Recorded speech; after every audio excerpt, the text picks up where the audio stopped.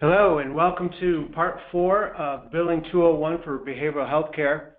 It's the fourth and final session in our 4-part series that the ECHO Group has presented over the last 5 weeks or so. My name is Chris Williams. I'm the Marketing Director here at the ECHO Group, and today we'll be going through information related to the appeal process and the billing process that you have. Today's session, as I mentioned, is called The Art of the Appeal. We're going to work to understand the appeals process, and Ashley will take you through some information to help you determine when, how, or even if you should appeal a claim. Here is the agenda for today. I won't go through everything point by point, but as you review this, and then you can get the slides and the recording that'll be available tomorrow. And this is the information we're going to cover today.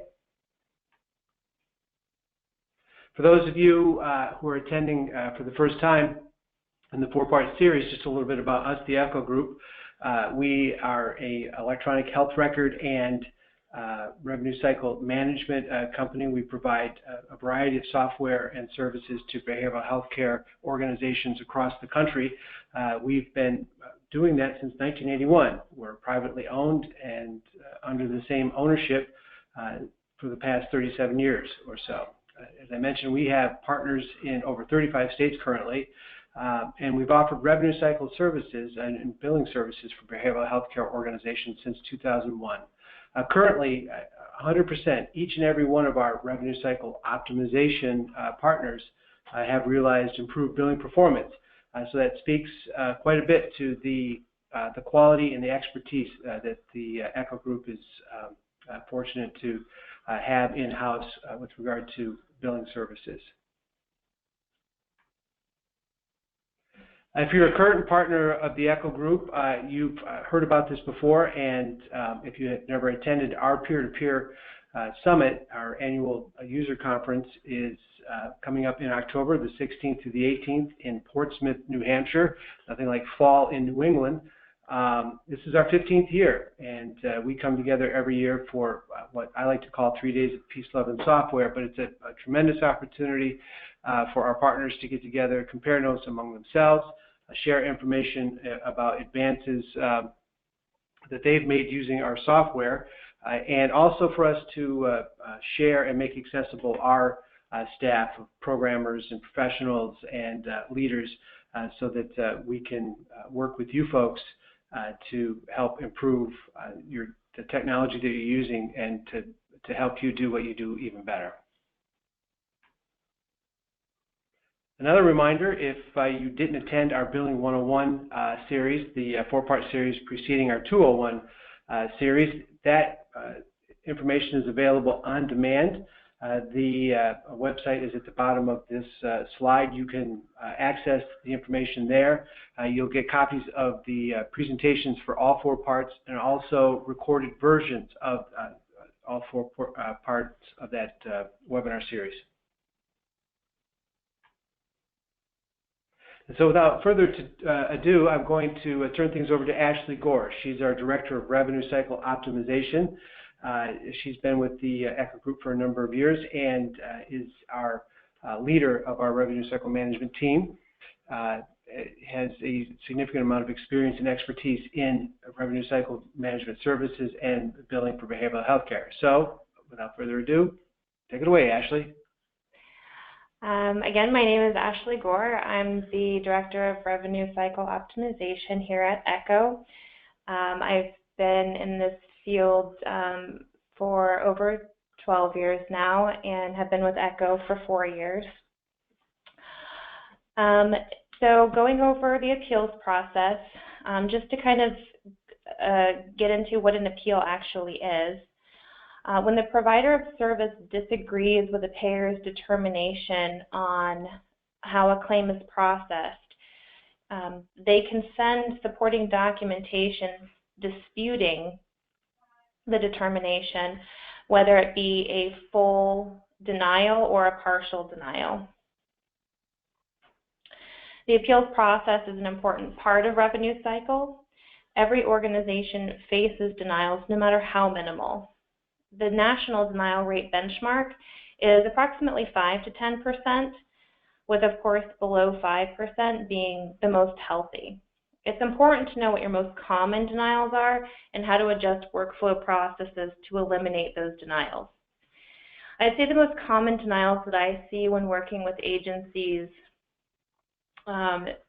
during consultations would be that the timely filing or medical necessity denials that would require appeals. What I've found helped these agencies was establishing a process to improve timely filing, to prove that timely filing had occurred. So are you using a clearinghouse?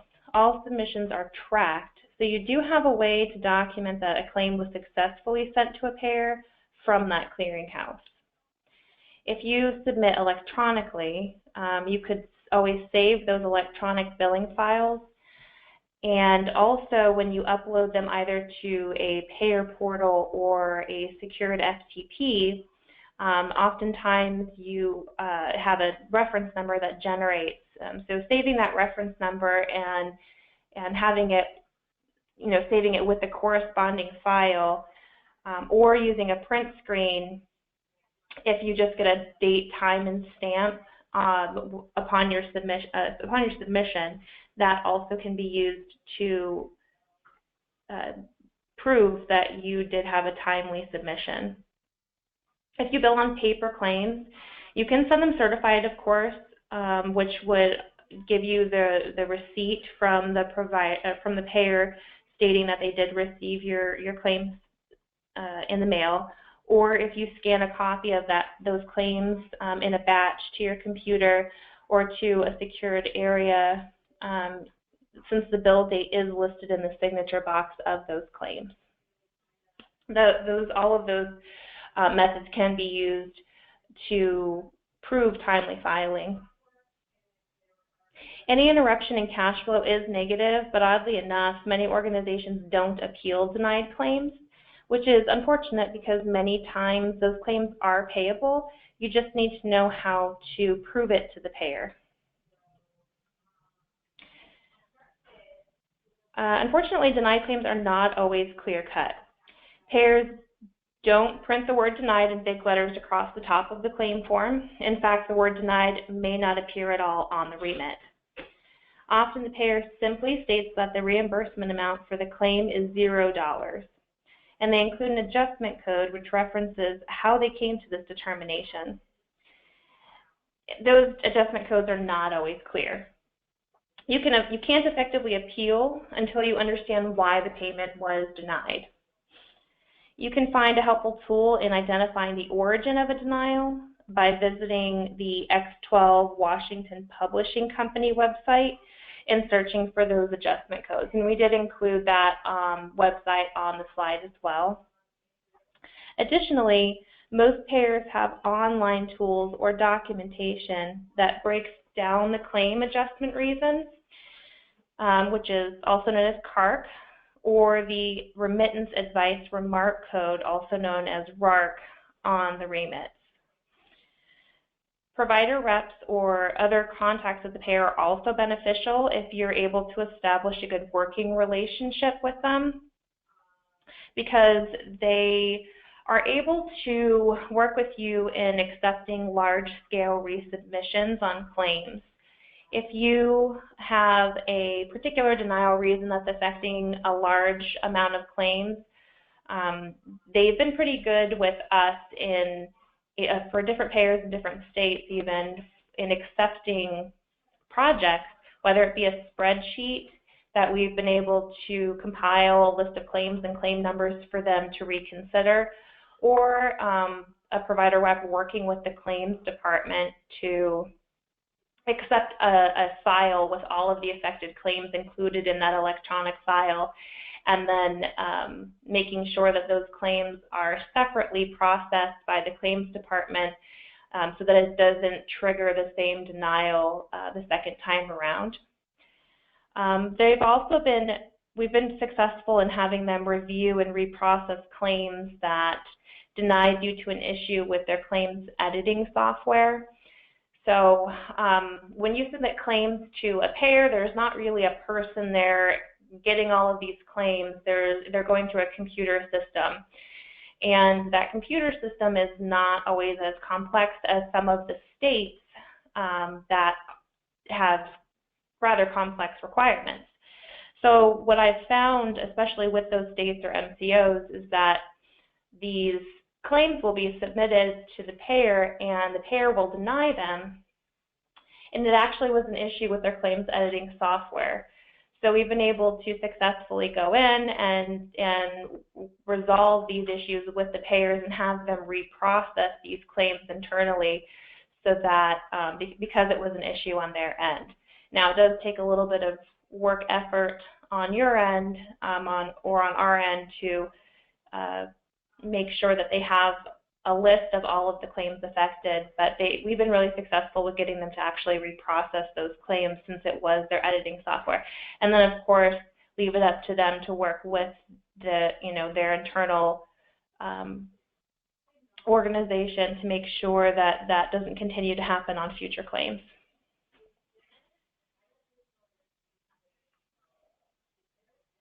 All payers have a timely filing limitation, especially for resubmitting a claim after it's been denied, which is often a stricter time frame than that of an initial submission. Insurances are counting on you not to follow up. If you let the timely filing limitation lapse, there won't be much of a leg to stand on in the appeals process. Timely filing is such a preventable denial outside of ensuring that there is a good billing process in place so that there is no claims denying initially for timely filing. There should also be a good follow-up process on working denials in open AR. You have just a small window of time to correct or appeal claims that have denied, and if you don't have a good follow-up process, those can be missed, and it's very difficult to get a payer to move forward on an appeal once you've let that window of opportunity close.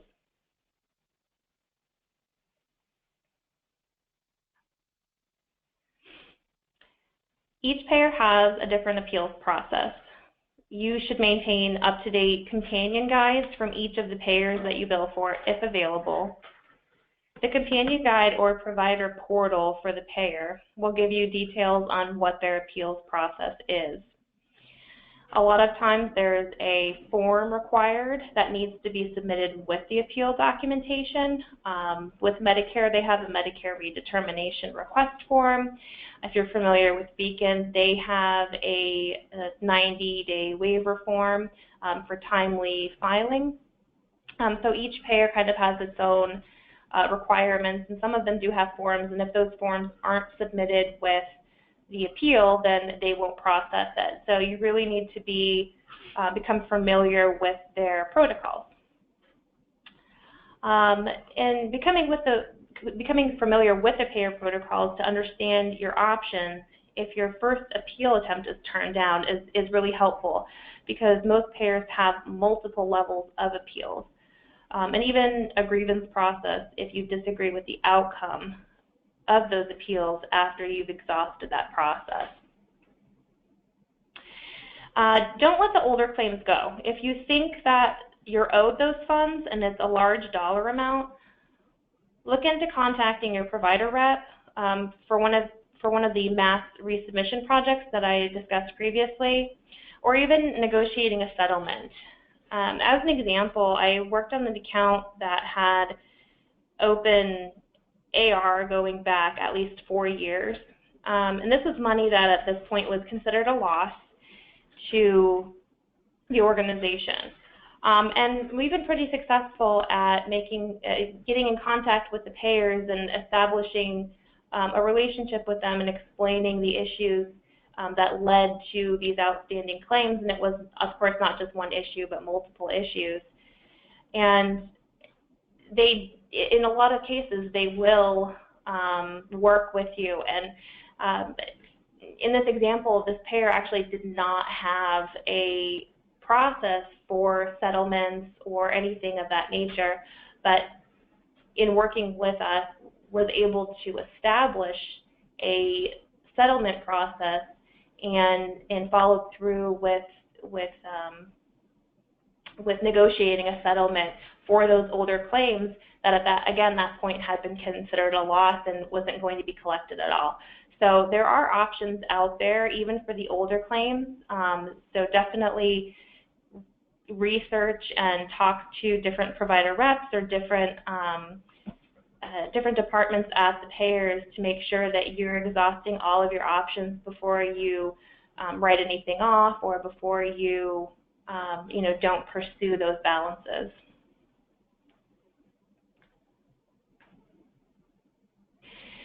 The contents of an appeal letter should go beyond a standard template that you have saved on your desktop. The appeals process is very time-consuming, but if the effort of the first attempt gets your claim paid, it will save you more time and money in the long run. You don't have to move on to further levels of appeals at that point because you would have given the payer everything they needed the first time. Be sure to set boundaries. Determine if the amount of time spent on an appeal is worth it. How much time do you want to spend appealing a claim for $2.49? If it's just that one claim, determine if it's worth it, if it's worth your time. If you have a lot of claims affected by the same denial reason and they add up to a larger dollar amount, then that obviously would be a better use of time. Develop a unique professional letter that begins by referencing the claim number. And always, always reference the claim number. A lot of times if you don't reference the claim number, they won't even consider the appeal because you haven't identified what claim you're trying to appeal. If you don't reference the claim number on the appeal letter, you can always attach the remit that includes the claim number. That's acceptable as well. And then, of course, briefly but with detail, state your case.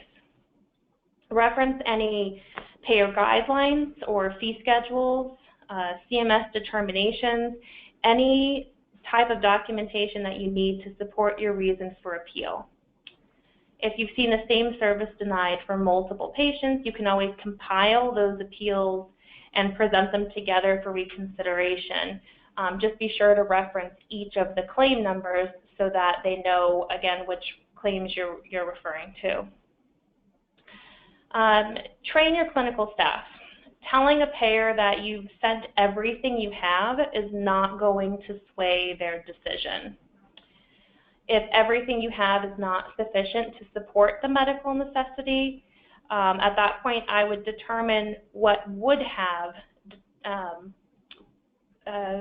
been sufficient to prove medical necessity, and moving forward, ensure that the clinical staff are providing that level of documentation.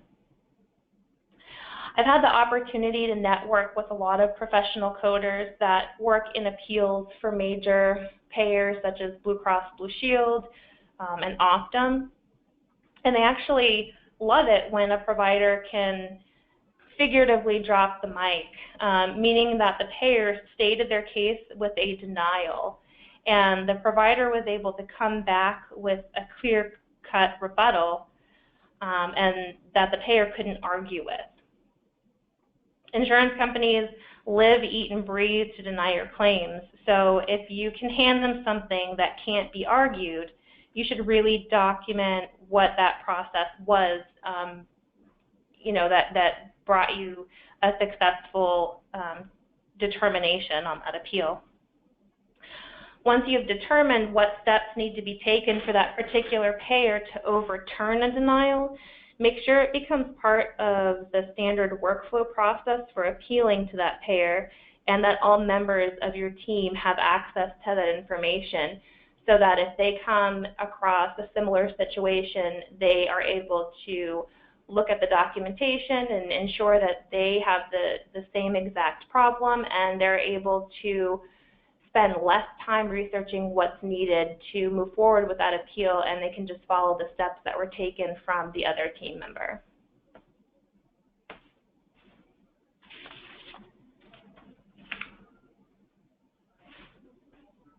Don't just slip the appeal in the mail and hope for the best. Make sure that you review your submission online if it's available, or call the payer to confirm that they've received your appeal.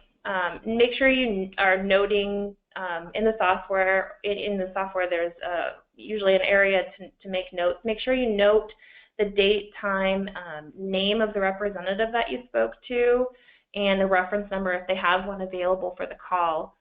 Appeals can take up to 60 days to process sometimes, and you definitely don't want to wait those 2 months before you call in to check on the status. You want to make sure you call within a week or so, just to make sure that they actually have the appeal on file.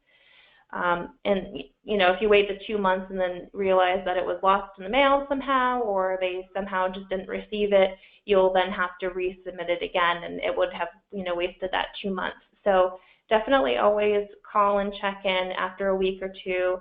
And also, if it's cost effective, send them certified in the mail, because that way you do have a paper trail and a receipt from the payer showing that they did receive that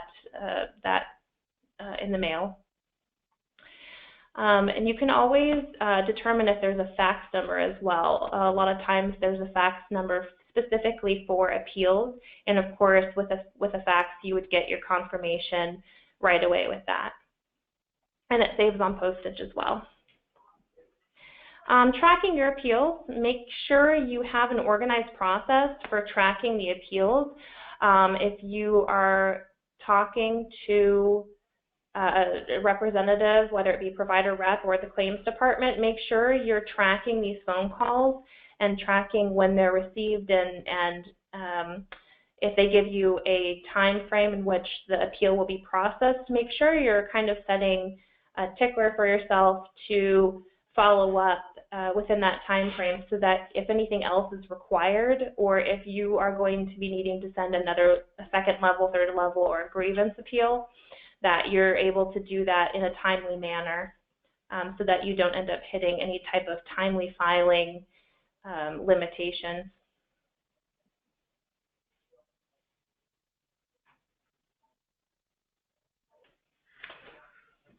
Ashley, that's great. Thank you very much. We have a little bit of time left now to answer some questions. A couple have come in. For those of you who would like to submit questions, if you take a look at the corner of your screen as you logged into the webinar, there is a section where you can enter in your questions, type them in and submit them. Go ahead and do that. We'll answer as many questions as we can in the remaining time. If you submit a question and we don't get to it, we will certainly work to get back to you offline and get the information you're looking for that way. Ashley, it seems to me, as you mentioned, the devil is in the details with regard to the appeals process.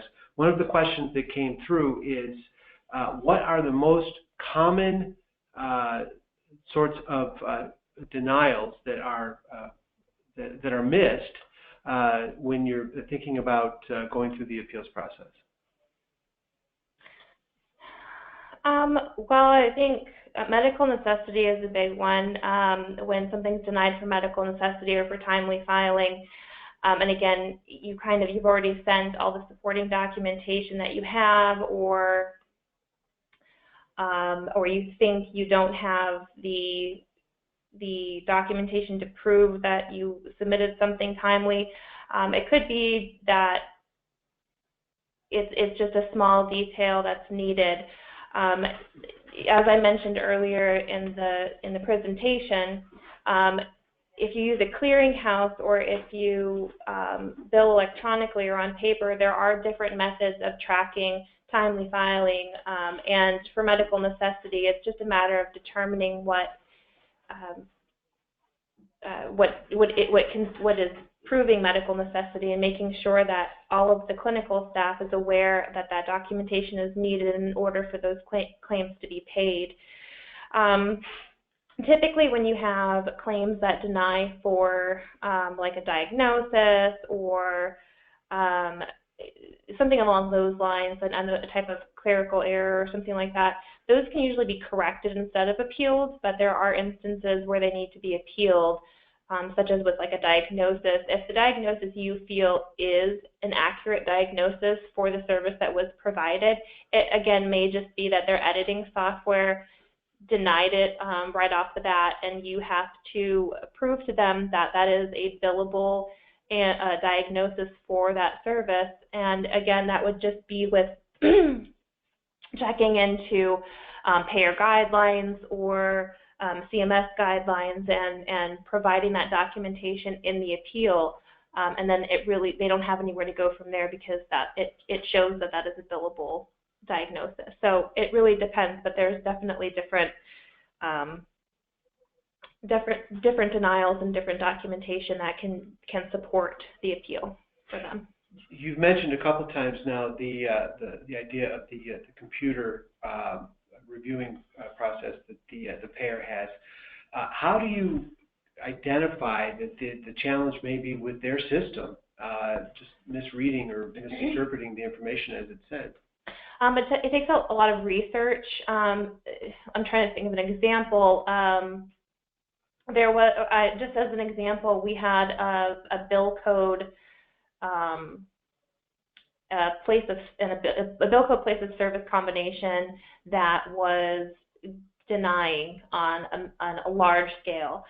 And we weren't, we were researching what's wrong with the place of service, what's wrong with the bill code, and, after researching it for a little bit, we were able to figure out it actually wasn't an issue with the billing, it was an issue on their end, just that their editing software wasn't picking up that it was actually processing it at a claim level instead of a service level, which per their Medicaid guidelines, it was supposed to be processing it at was a service level. So it was actually picking up the wrong place of service in the billing file.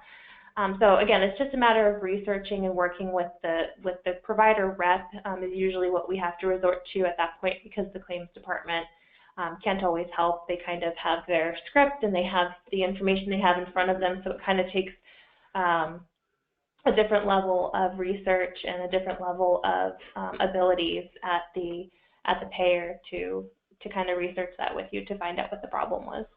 Okay. Looking forward, taking a look into your crystal ball, what sort of trends are you foreseeing with regard to billing processes, systems, and challenges and things to look out for, especially when you're considering an appeals process moving forward with regard to billing and behavioral health care? Well, I think being proactive is the biggest thing that is the best thing that you can do. Again, making sure that you have the sufficient documentation for the services that were provided to make sure that if it does come up as a potential denial, that you have the supporting documentation to prove everything is in order and that the service was medically necessary, that you have set up your rates and your bill code modifier combinations accurately to generate these services in the billing file accurately, and then even becoming, not everybody is familiar with being able to read an 837 file, but it's very easy to learn. There's plenty of online tutorials on how to actually read those, and it is very helpful because before you submit that billing file, just taking a quick peek at it and being able to identify even the smallest issues where you're missing maybe a situational modifier because a service was performed in the same day, and that type of modifier really isn't something that you can configure to a system because you're establishing that two separate services were rendered in the same day, and you need to make sure that that's appended to that service, or that maybe there isn't the units aren't accurate. All of these things are very easily identified just by being able to review your either your paper claim forms or your electronic files before they go out, just to make sure that there isn't anything that stands out to you. And of course, knowing your software is probably the most important thing. If you're billing out of the software and there are issues that come up that may arise from the software, with regards to how it's configured, it's really important to either to contact the vendor, or to work with maybe some more seasoned staff at your facility to make sure that that everything is in working order and is generating accurately out of the software. And again, it's so important to make sure that you have a contact at each of your payers. If you have a contract with a payer, get in contact with them immediately so that you can establish a relationship with them and you have a contact with each of those payers. Great, Ashley, thank you. We've run out of time. A lot of information shared there over a short period of time. Folks, just to remind you that all 4 parts of our Billing 201 for Behavioral Healthcare series will be available on demand, both the slide presentation for reference and the recordings. That information for the entire series will be available tomorrow. You should receive an email from me tomorrow so that you can access that information. As you can probably imagine, and if you've attended more than one of these webinar series sessions, there's a lot of moving parts with regard to revenue cycle management and billing within behavioral health care. If you have questions or are looking for some information to help improve the revenue cycle performance in your organization, feel free to drop us a note. We'd be glad to speak with you offline and see what we can do to help improve that performance for you. You can reach us at info@echoman.com. So again, thank you for joining us over these past 5 weeks for the 4-part series. We'll be back in the fall with a different webinar series, 4-part series that will be centered around health, IT, and cybersecurity. So more information will be coming down the pike that way. Thank you, and have a great day.